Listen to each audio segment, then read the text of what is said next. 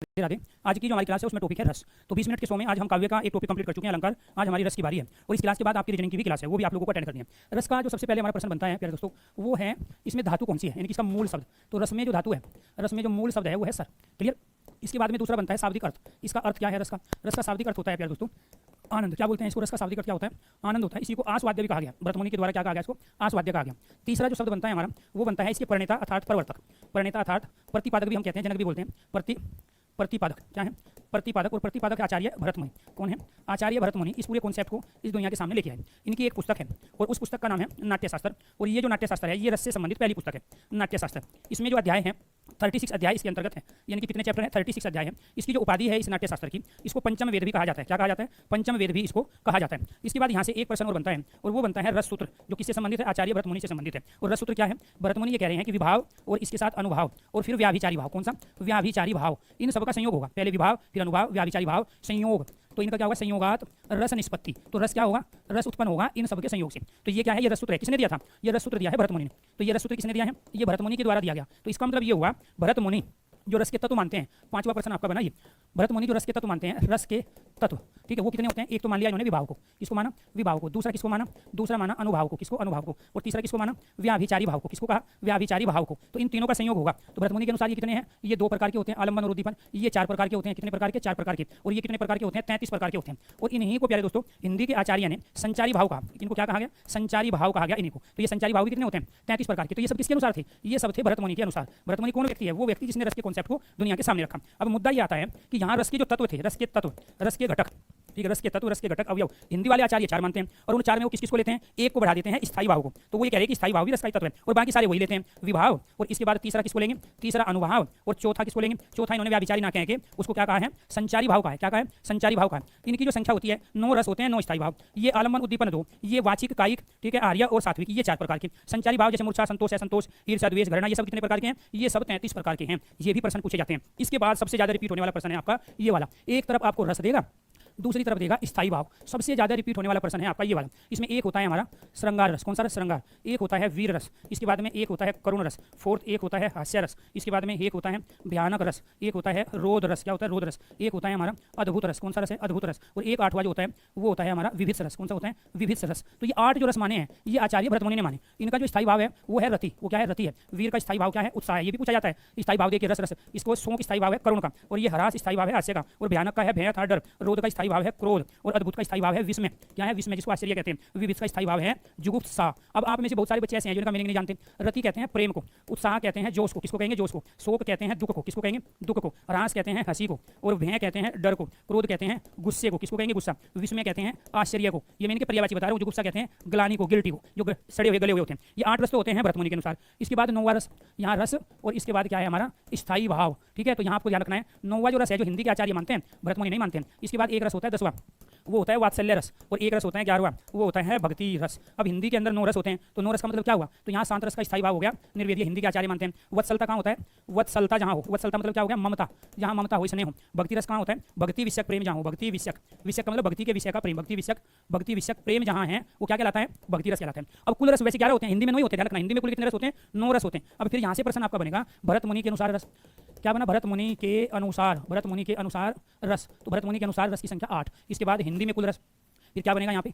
हिंदी में कुल रस, हिंदी में कुल रस कितने हैं? 9 है। इसके बाद पाली प्राकृत में रस, पाली और प्राकृत भाषा में, पाली प्राकृत में रस होते हैं 10। क्यों? क्योंकि वहाँ पे भक्ति नहीं माना जाता है, क्योंकि भगवान है ही नहीं, जैन धर्म बौद्ध धर्म में। इसके बाद संस्कृत में कुल रस, संस्कृत में रस जो होते हैं वो होते हैं 11। ये है आपकी रस की संख्या। ये प्रश्न कौन सा है? ये प्रश्न है आपका रस की जो संख्या होती है वो भी पूछी जाती है। तो रस की संख्या भरतमुनि के अनुसार 8। हिंदी में शांत को भी रस मान लेते हैं, ये आपको ध्यान रखना। 9वां रस कौन सा है? यहाँ 9वां रस है शांत। ठीक है, इसके बाद ये कुछ को नहीं मानते, तो यहाँ पर ये प्यारे दोस्तों भक्ति को नहीं मानते, भक्ति रस यहाँ नहीं है। ठीक है, और इसमें यहाँ भक्ति और वात्सल्य दोनों है। शांत रस के बाद में वात्सल्य को भी मानते हैं और भक्ति रस को भी मानते हैं। कौन? संस्कृत वाले। तो ये थे आपकी रस की संख्या से संबंधित प्रश्न। इनमें ये क्वेश्चन सबसे ज्यादा रिपीट होता है। ये ध्यान रखना, स्थायी भाव देके रस पूछ लेगा और रस देके स्थायी भाव पूछ लेगा। तो रति क्या है? प्रेम। वो वीर का है उत्साह, करुण का शोक, हास्य का राज, भयानक का है रौद्र। तो रौद्र जो रस है हमारा, तो रौद्र रस आपको ध्यान रखना है। वो क्रोध है, अद्भुत का विस्मय, आश्चर्य है, विविध जुगुप्सा, कटी फटी जली हुई जो चीजें होती है। शांत का निर्वेद, निर्वेद किसे कहते हैं? जितेंद्रिय को, जिसने अपनी इंद्रिय जीत लिया उसको कहते हैं। वात्सल्य, वत्सलता, ममता है। भक्ति रस क्या है? भक्ति विषयक प्रेम है। ये आपको ध्यान रखना है। इसके बाद रस की संख्या क्या है? 8, 9, 10 और 11 क्यों है वो आपको बता चुके हैं। अब इसमें ये एक रस को क्यों नहीं मानते? 10 क्यों है? क्योंकि यहाँ भगवान ही नहीं है। तो जब भगवान नहीं है तो भक्ति भी नहीं होगा, क्योंकि ये नास्तिक दर्शन है ना, बौद्ध धर्म और जैन धर्म। पाली भाषा किसकी थी? बौद्ध धर्म की। प्राकृत किसकी थी? जैन धर्म की। अरे दोनों के दोनों क्या है? नास्तिक दर्शन है। अब यहाँ से फिर आपसे पूछेगा कि ये बताइए कि श्रृंगार के जो वेद है वो क्या है? श्रृंगार की शुद्ध वर्तनी है ये वाला। श्रृंगार रस का आपको ध्यान रखना है, श्रृंगार रस के भेद। और श्रृंगार रस के भेद होते हैं हमारे दो भेद होते हैं। इनमें से एक भेद होता है श्रृंगार का हमारा संयोग श्रृंगार। क्या होता है? संयोग श्रृंगार, ठीक है जी। और दूसरा भेद होता है हमारा वियोग श्रृंगार। किसका होता है? वियोग श्रृंगार।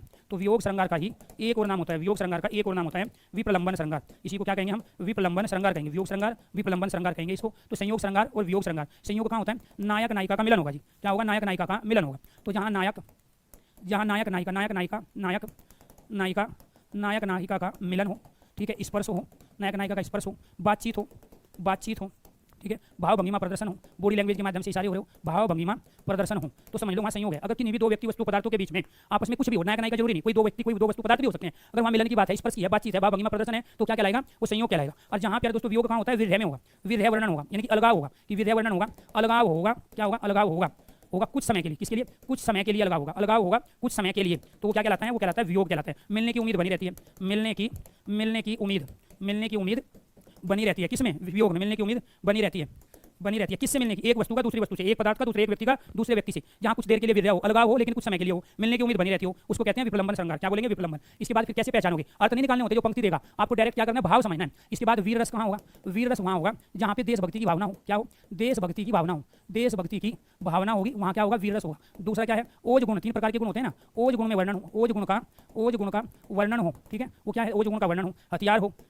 हथियार हो, युद्ध का वर्णन हो, हथियार युद्ध का वर्णन हो, वो सब क्या कहलाते हैं? वो वीर रस की बात होती है। कहीं रक्षा की जाए, रक्षा करना, ठीक है, दोष को दूर करना की बात जहाँ भी होगी, वहाँ क्या होगा?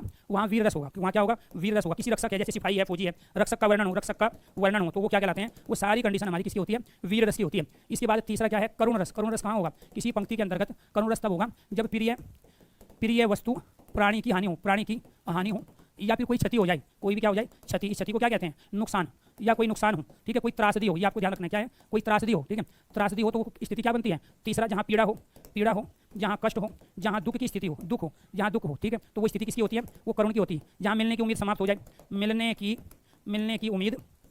की उम्मीद समाप्त हो जाए। मैं ये क्या बता रहा हूँ आपको? ये सारी शॉर्ट ट्रिक है इनको पहचानने की। कोई पंक्ति देगा आपको, तो उस पंक्ति में इनमें से किसी का वर्णन करेगा, वो किसी प्रिय वस्तु प्राणी की हानि दिखाएगा, उसकी टूट फूट दिखाएगा, क्षति नुकसान त्रासदी को दिखाएगा, पीड़ा कष्ट दुख का अनुभव करवाएगा, मिलने की उम्मीद समाप्त होगी, मिलने की उम्मीद समाप्त हो जाती है, ठीक है। तो वहाँ क्या होगा? करुण रस होगा। शोक बिना इनके ये क्या चीज पैदा करते हैं? ये सारे के सारे पैदा दोस्तों शोक भाव को उत्पन्न करेंगे। और शोक क्या है? एक इमोशन है जो हमारे शरीर में सोया हुआ रहता है। भाई जो ये आपने देखे सारे स्थायी भाव, ये सारे स्थायी भाव हमारे इमोशन है, शरीर में सोए हुए हैं। जैसा माहौल इनको दोगे, उसी माहौल के अनुसार आपको ध्यान रखना है, जाग जाते हैं। तो ये आपको जाना इसी एटमॉस्फेयर पर डिपेंड करता है। एटमॉस्फेयर होने धोने का है तो शोक भाव उत्पन्न होगा। और एटमॉस्फेयर फिल्में हैं वीर रस की, सनी देओल की, अमरीश पुरी की, तो जो अपने आप उत्पन्न हो जाएगा, ठीक है। पहाड़ी पे हीरोइन को ले जाके वहाँ गाड़ी से धक्का देगा तो डर अपने आप पैदा होगा। और जब हीरोइन को जबरदस्ती उठा के ले जाओगे तो आपको गुस्सा आ जाएगा, क्योंकि आप हीरोइन के साथ जुड़े हुए हो। आश्चर्य तब होगा जब पहाड़ी से हीरोइन को फेंक देगा, फिर लेकिन हीरोइन फिर भी जिंदा बचेगी, ठीक है, जय हनुमान करके। तो विभिन्न है जुगुप्सा, इनकी कटी हुई ये जो चीजें होती है, जहाँ दुर्गंधशील वस्तु होती है, उनको देख के जो आप नाक भय सकोड़ते हो, मुंह को ढक लेते हो रुमाल से, और वहाँ से बाहर खड़े होते हो गंदगी से, वो जुगुप्सा वो गिल्टी महसूस करेगा। तो ये आपको ध्यान रखना है, ये जो इमोशंस होते हैं ये एटमॉस्फेयर के कारण ही उत्पन्न होते हैं। तो ये क्या हो गया आपका? यहाँ वीर रस हो गया। ये क्या है आपका? यहाँ पे करुण रस हो गया। इसके बाद आ गया आपका फोर्थ। तो फोर्थ को ना किसी भी एग्जाम्पल पे आप इसको सेट कर लेना, सारी चीजें वही होगी। इसके बाद क्या है आपका? हास्य रस। हास्य रस कहाँ होगा? हास्य रस होगा जहाँ हंसी की बात हो, हंसी की घटना प्रसंग आए, कोई भी ऐसी की घटना प्रसंग अगर आएगा तो वो क्या है? हास्य रस होगा। दूसरा क्या है हास्य रस? वेशभूषा, ठीक है, वेशभूषा होगी, कुछ ऐसी वेशभूषा होगी, आकृति होगी, हाव भाव, कुछ ऐसे हाव भाव बनेंगे, हाव भाव के कारण उत्पन्न हंसी, हाव भाव के कारण उत्पन्न हंसी जो है किसका कारण बनेगी? हास्य रस का बनेगा। कोई क्रियाकलाप होगा, ऐसा क्रियाकलाप, कोई भी क्रियाकलाप हो सकता है, कोई गतिविधि होगी, किसी भी तरह की कोई गतिविधि होगी जो हंसी का कारण होगी, गतिविधि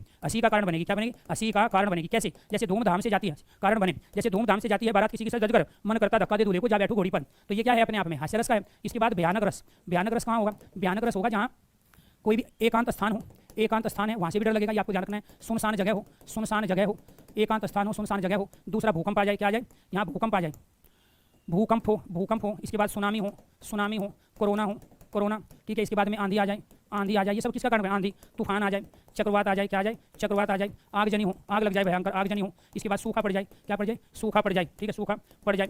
या इसके बाद में यहाँ पे बाढ़ आ जाए, क्या आ जाए? बाढ़ आ जाए। तो ये क्या है? ये सारी की सारी आपके अंदर डर पैदा करेगी, ये सब डर के कारक है। हिंसक जीव जंतु हो, क्या हो? हिंसक जीव जंतु, कोई भी हिंसक जीव जंतु हो, ठीक है। जहरीले क्या है? जहरीले प्राणी हो, वो सब किसका काम करेगा? इसके बाद घनघोर आवाज़, ये सब क्या पैदा करेगा? घनघोर आवाज़ हो, ठीक है। तो ये रात्रि है, अंधकार है, ठीक है, घना अंधेरा हो। तो ये सारे के सारे किसका कारक है? ये सारे के सारे डर पैदा करेंगे। ये सारे के सारे क्या पैदा करेंगे? डर पैदा करेंगे। उसी डर को क्या कहते हैं? उसी डर को भय कहते हैं। और भय से क्या उत्पन्न होगा? भय से भयानक रस उत्पन्न होगा। क्लियर? बिना इनके वो डर पैदा कर ही नहीं सकता है। इसके बाद आपको ध्यान रखना है, यहाँ पर प्यारे दोस्तों आपका समय हो गया रीजनिंग का, तो आज के लिए इतना ही रख लेते हैं, बाकी कराएंगे फिर, ठीक है। अभी रीजनिंग की क्लास है, इस टॉपिक को बाद में पूरा कर लेंगे। सभी दोस्तों को नमस्कार, धन्यवाद।